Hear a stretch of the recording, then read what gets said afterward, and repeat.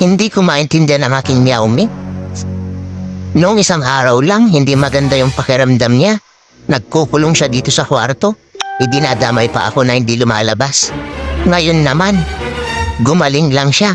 Yun. Nagmukmuk na naman sa baba, hindi na naman umaakyat. At ang matindi, tignan niyo naman mga katropa. Pinabantay pa niya sa akin itong bag niya. Hindi ko alam kung ano naman babantayin ko dito. Okay lang sana kung merong pagkain dito. Meron tayong chicken dito? Meron tayong salmon? O kaya tuna? Ay, tuna na lang. Pwede naman na yun. Nako. Budol na naman yata yung Meow Mi ko. Pinabantay ba naman sa akin yung bag niya? Wala naman palang kalaman-laman.